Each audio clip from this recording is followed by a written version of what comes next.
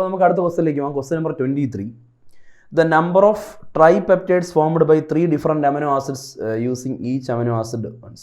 അപ്പോൾ ഞാൻ 3 different amino acid ചേർന്നുള്ള ട്രൈപെപ്റ്റൈഡ് എന്ന് പറഞ്ഞാൽ എത്ര? അപ്പോൾ രണ്ട് അമിനോ ആസിഡ് തമ്മിൽ ചേർന്ന് ഉള്ള പെപ്റ്റൈഡിനെ ഡൈപെപ്റ്റൈഡ് എന്ന് പറയും. പെപ്റ്റൈഡ് എന്ന് പറഞ്ഞാൽ അറിയാമല്ലോ, C ഡബിൾ ബോണ്ടോ NH ബോണ്ടിനെയാണല്ലേ, അമൈഡ് ലിങ്കേജിനെയാണ് നമ്മളെന്ത് പറയുന്നത്, പെപ്റ്റൈഡ് ലിങ്കേജ്. അപ്പം ഞാൻ 3 അമിനോ ആസിഡുകളെ ABC എന്ന് എടുക്കാം. അപ്പോൾ അമിനോ ആസിഡുകളുടെ എണ്ണം N ആണെങ്കിൽ അവർ തമ്മിലുള്ള പെപ്റ്റൈഡ് ലിങ്കേജ് അല്ലെങ്കിൽ അവരെ എത്ര രീതിയിൽ അറേഞ്ച് ചെയ്യുന്നറിയാൻ N ഫാക്ടോറിയൽ എടുക്കുക. The number of tripeptide bond formed എന്നല്ലേ, ബിറ്റ്വീൻ 3 ഡിഫറൻറ്റ് അമിനോ ആസിഡ്സ് എന്നല്ലേ. അപ്പോൾ 3 എണ്ണം ആണെങ്കിൽ 3ൻ്റെ ഫാക്ടോറിയൽ അത് എത്രയാണ്?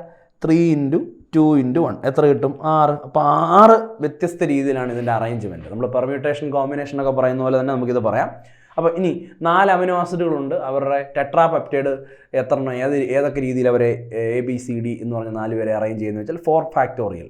അപ്പോൾ 4 × 3 × 2 × 1 അപ്പം 6 × 4 എത്ര? 24 ആണ് അവിടെ ആൻസർ. ഇവിടെ 6 ആണ്.